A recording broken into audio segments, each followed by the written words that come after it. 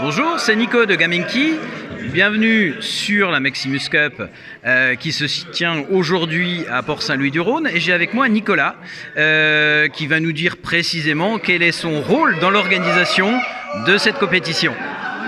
Donc bonjour, je suis Nicolas Savant-Magnier, vice-président de la Chambre de commerce et d'industrie du Pays d'Arles, qui s'est intéressé depuis 2017 au phénomène e-sport et qui a voulu en faire partie en organisant depuis 2017 donc la Maximus Cup. Cette année c'est la 3e édition.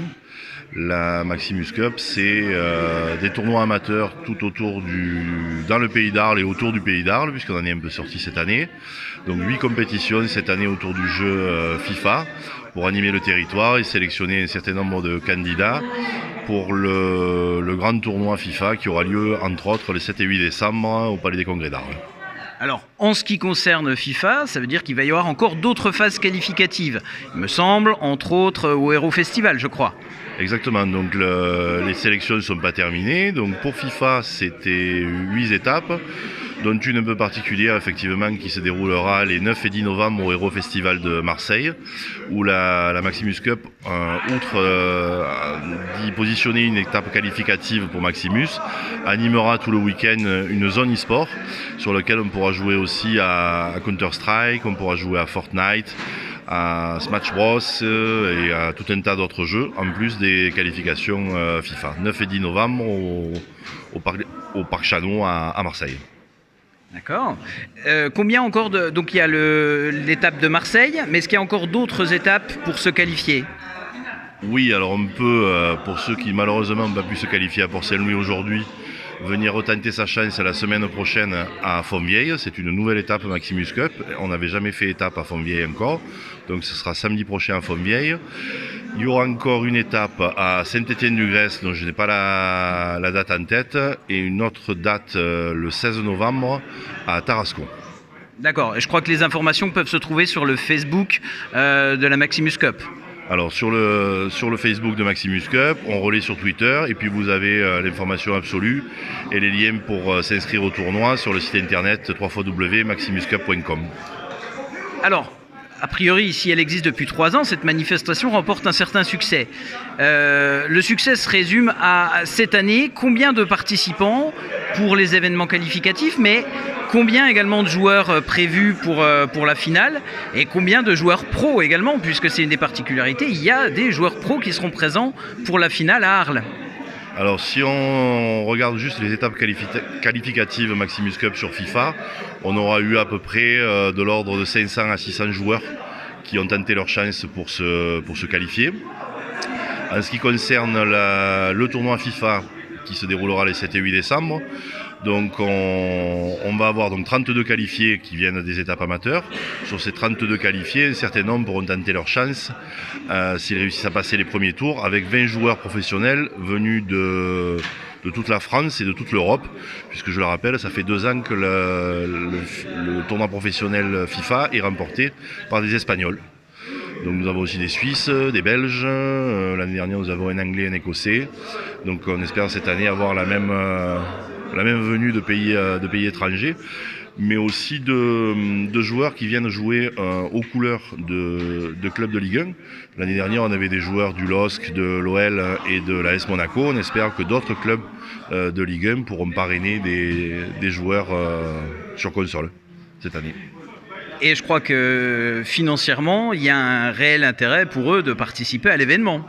Alors effectivement, le tournoi FIFA normalement sera doté de 2200 €, je crois, si on le convertit en euros, puisqu'en fait les cash prize maximales qu'on puisse attribuer au tournoi est fixé par l'éditeur EA Games qui nous impose un plafond, je crois, qui est de 2500 $ pour le vainqueur, puisque l'éditeur du jeu ne veut pas qu'il y ait des cash prize démesurés autour de son jeu. Donc nous serons au plafond de ce que l'on peut autoriser comme cash prize sur le jeu. D'accord, il se réserve le droit d'organiser, lui, des événements majeurs, laissant, ceci étant, ça fait une compétition intéressante. En tout, ça représente combien de gains pour tous les joueurs qui seront présents ?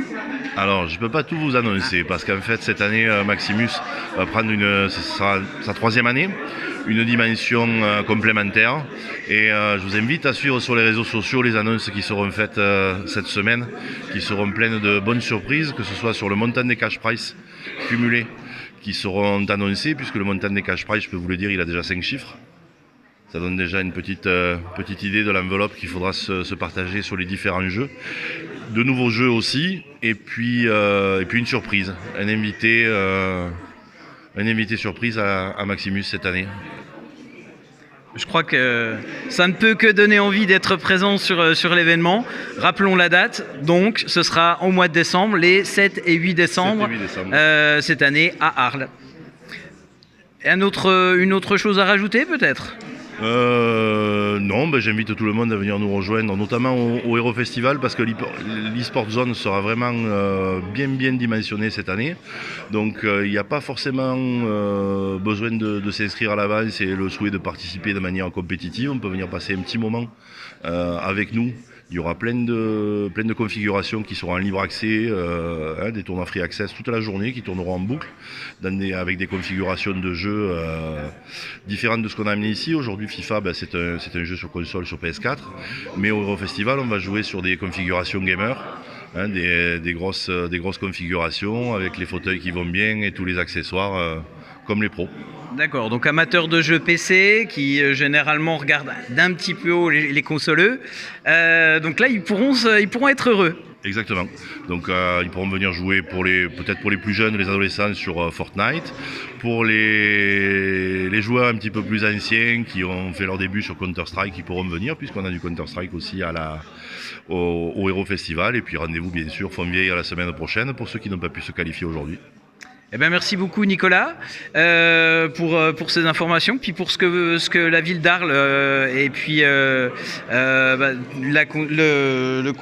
CCI met en place pour organiser. C'est un bel événement et je crois qu'il n'y a pas beaucoup de régions qui organisent ce genre d'événement. Je vais rajouter un mot, on n'arriverait pas à faire ce qu'on fait sur le territoire sans des villes qui nous reçoivent et qui ont compris que le e-sport, certes c'est du jeu vidéo et qu'il y a cette mauvaise image du jeu vidéo, je m'enferme dans ma chambre, dans le noir, je mange des pizzas, je sors plus, je joue.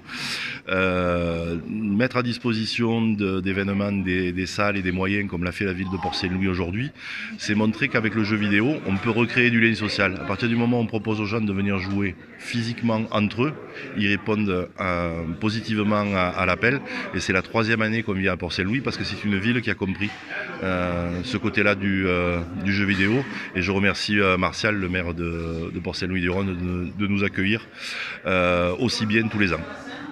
Que j'ai vu jouer à FIFA tout à l'heure, monsieur le maire, et puis d'ailleurs sauter de joie à un moment où il a marqué un but.